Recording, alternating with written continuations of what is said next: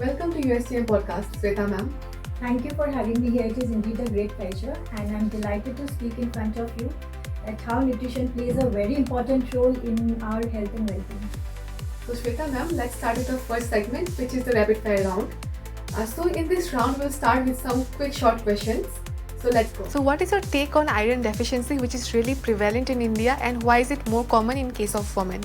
Last year study was conducted and it was shown that around 1 billion cases of iron deficiency was seen in India, especially in women. Because as a male child grows, the requirement of iron decreases, but as a female child grows, the requirement of iron increases because of loss of blood during menstruation. So you have to be very aware of your iron requirement.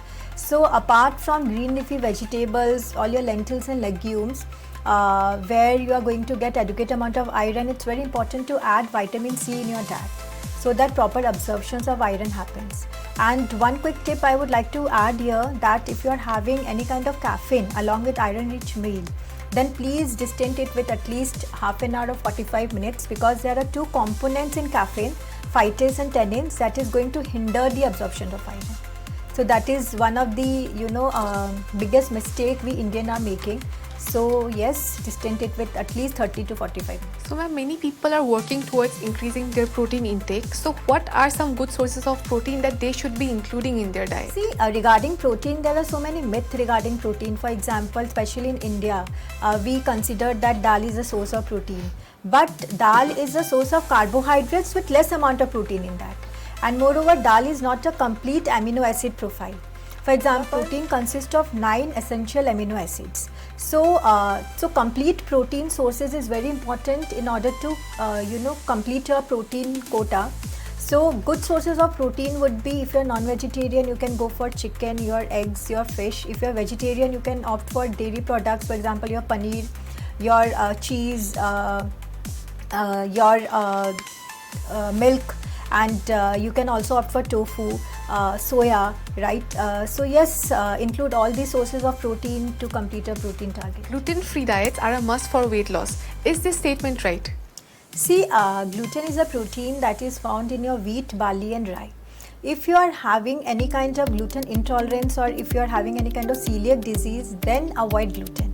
Just in order to lose weight, gluten avoid करना नहीं ज़रूरत है, because in order to lose weight you have to be in calorie deficit diet. Just gluten को enemy ना बनाएं. You easily can include gluten in your diet and lose weight, because if you are having one roti, normal wheat roti, and if you are replacing with one ragi roti and jowar roti, see, it is not going to make you lose weight, because more or less calories are the same.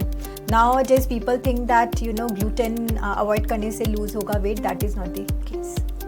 Ma'am, if I say a statement saying that fats make you fat, is it correct? It is not correct. We should not consider fat as an enemy here. But the quality and the quantity of fat is very important. Why quantity? We have to be very mindful while consuming fat, because 1 gram of carbohydrates is 4 kilocalories.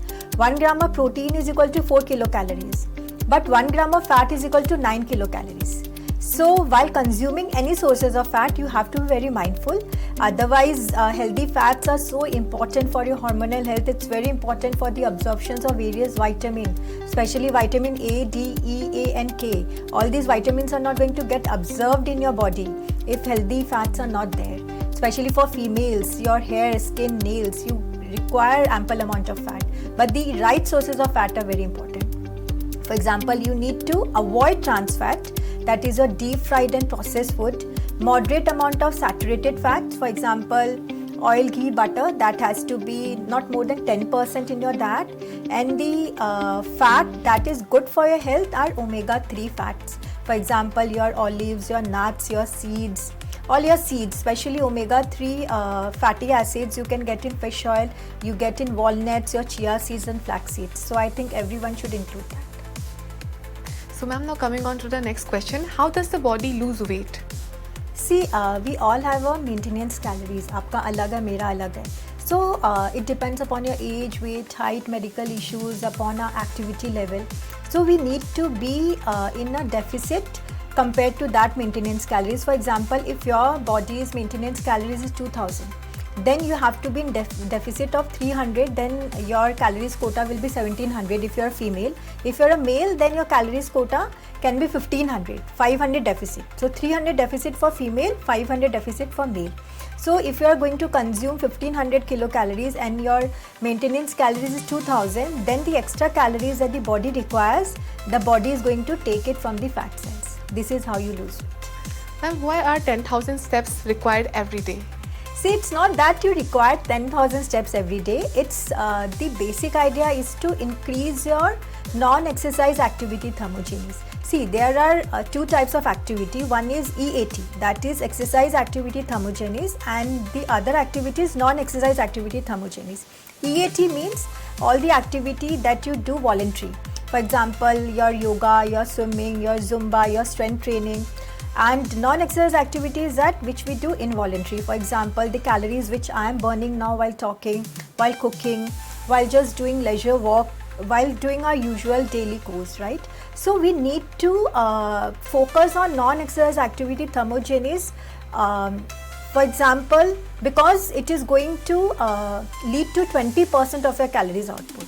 जो हम exercise करते हैं that contributes 10% to 15% of your calories output depending upon the intensity of the workout you are doing.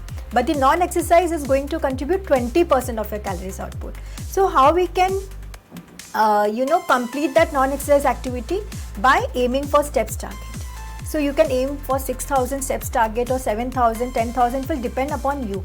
But aiming steps targets is important because it is going to keep you active, because sedentary lifestyle is a big no-no. It's a new smoking sedentary lifestyle, right? So that you are not in a sedentary lifestyle, you are in an active lifestyle. Just target a steps quota for you and try to complete that. Okay, ma'am, coming on to the next question. What is your opinion on liquid calories leading to obesity? See, liquid calories lead to obesity because there is no fiber content in that and they are calorie dense. So that is why, if you drink liquid calories, lot of calories is going to come inside your body. So that is why, and by liquid calories I do not mean only sodas and colas. We all know that is bad, right? I also mean fruit juices because fiber content is 0. So that is why just calories and sugar content you are getting and no nutrition you are getting from that liquid calories. So yes, just avoid liquid calories, no cocktails, no mocktails, no sugary drinks, no all the fruity and fruit juices. Big no to that, and you can opt for certain liquid calories, for example your coconut milk, your sattu water, your nimbu pani, your buttermilk, that are good to go. How should someone manage diet and recovery for optimal gym results? See, it depends upon person to person, the kind of activity they are into, the intensity of their workout. But it's very important to focus on the pre-workout meal as well as post-workout meal for optimal results. For example, pre-workout meal, it can be your banana and a handful of nuts. It can be your multigrain bread with peanut butter. It can be an apple with a peanut butter. And post-workout meal, it has to be a source of protein. Whey protein is excellent choice. You can have a chicken salad, you can have quinoa salad, you can have your rice and chola along with a bowl of vegetables, or maybe a paneer salad, right? So yes, you have to focus on your pre-workout meal and post-workout meal because you need to replenish the lost glycogen in your body. So that is why it's very important.